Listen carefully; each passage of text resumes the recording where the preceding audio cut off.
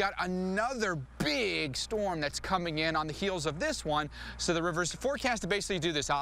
It came up today, it's going to go down a little bit tomorrow, and then go right back up because of that next big slug of moisture that rolls in here. We could be looking at potentially another 3 to 5 inches of rain on top of, and this is at Yorkville and very near Venata. They've had anywhere from 9 to 19 inches of rain along the Russian River, and so obviously out of its banks and flooding a lot of areas, including vineyards, including campgrounds, including homes. Suspect as many as locals saying as many as 550 homes in Guerneville and along the Russian River could flood because of the high water they haven't seen in quite some time, guys. So 25 feet is what the river's come up in the last 2 days. May come down a little bit before it goes back up again late tomorrow and into Wednesday. We'll send it back to you. Hey, Mike, just a question for you. I mean, how are the people feeling around town? I mean, they've gone from this extreme drought in California now to all this rainfall. I mean, how's everybody handling this? Well, that's the thing. I think there's a lot of shock here from people because they're just not used to getting these kind of rainstorms anymore. It hasn't happened in 5+ years, and so now when you get it, it comes as a shock. There's actually one woman that came down and talked to us not too long ago. She had lived here for 12 years, and she said had never seen it like this before. Luckily, she said she just moved just in the last couple of months and was able to avoid the flooding. But when people haven't seen this, and even in her case, 12 years, that really tells you something, Ray, that this is in some instances is unprecedented in Central and Northern California.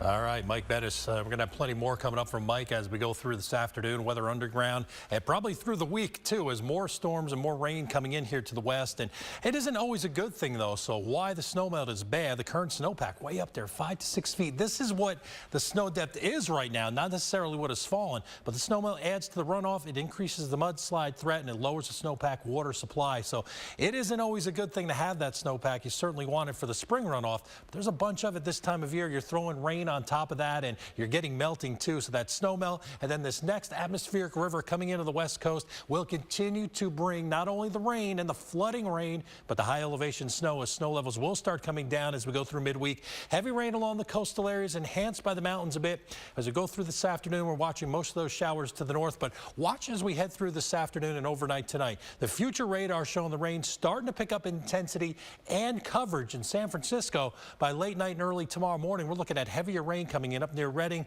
and on the 5 northbound, and then it'll slowly push down toward the south as we get through Tuesday afternoon and evening. Higher elevation snows with snow levels coming down from 9,000 to 10,000 feet, maybe down to 6,000 feet, and the rain eventually getting into Southern California here as we head on through the nighttime hours Tuesday and on into the early morning hours of Wednesday. Orlin?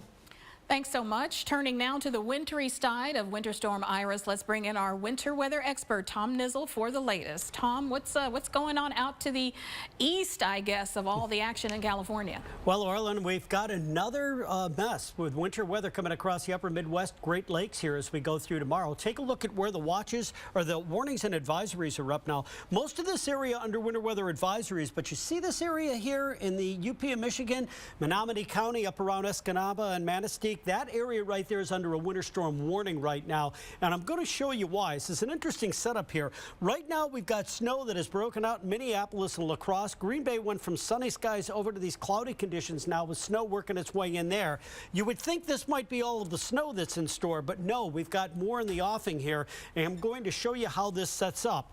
This is a future radar, and it's initialized pretty well with where we've got our radar right now. So let's move this model into time here, going in through this evening. Chicago gets a little bit of snow, but over the evening hours in Green Bay here, you get your first burst of snow, and watch how the snow breaks out across Michigan, fills in there overnight. That's going into Tuesday morning at about 1 a.m. Then keep an eye on this area back here because there's a second burst of energy that brings more moisture into that cold air. And we see an extended period of snowfall for northern Wisconsin, northern lower Michigan going through Tuesday into Tuesday evening here. It's not until later Tuesday night that most of this area works its way northeastward here into Ontario, Canada. So the total snowfall from this system is going to be 5 to 8 inches across a large area here. And we see this little swath here of as much as 8 to 12 inches of snow. That's going to be significant. It's going to fall over a long period of time. But again, it's enough to elicit those winter storm warnings in those areas. So for Green Bay, Wisconsin, if you're driving home tonight, later tonight in about that 8 to 10 p.m. time frame, you get that burst of snow that comes through there. But then in the wee hours of the morning, we develop this long-lasting period of snow with snowfall rates around a ½ an inch here, right in through the mid hours of Tuesday morning. And that in itself is going to put down as much as 5 to 8 inches of snow in Green Bay. So be aware of that. I think you're going to have a difficult ride in your morning rush hour there Tuesday morning. This system then works its way northeastward across upstate New York. Western New York's rush hour Tuesday morning may have a brief period of snow and even a bit of some wintry mix here into Tuesday afternoon. As we go later in the day, everything kind of changes over here to rainfall as warmer air works its way into the area across New England. And again, we're looking for at most about 3 to 5 inches of snow there. The lake effect is something else that we'll talk about later. So when I come back, we're going to talk about this system in the south for the weekend. We'll send it back to you guys, and we'll be back in a few minutes.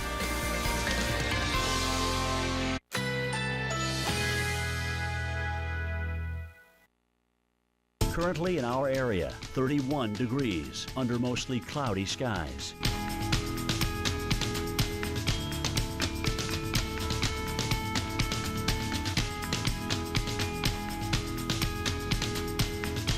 Tonight, mostly cloudy, low 22. Winds south-southeast at 5 to 10 miles per hour.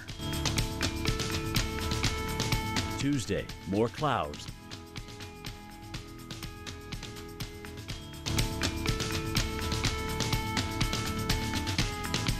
Tuesday night, periods of rain, low 38.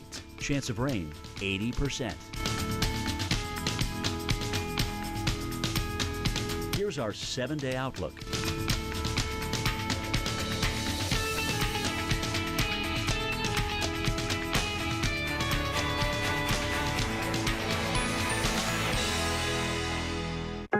Maybe it was here when you hit 300,000 miles. Or here when you walked away without a scratch. Maybe it was the day your baby came home. Or maybe the day you realized your baby was not a baby anymore. Every Subaru is built to earn your trust because we know what you're trusting us with.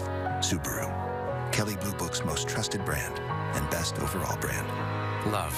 It's what makes a Subaru a Subaru. I'm only in my 60s. I've got a nice long life ahead, big plans. So when I found out Medicare doesn't pay all my medical expenses, I looked at my options. Then I got a Medicare supplement insurance plan.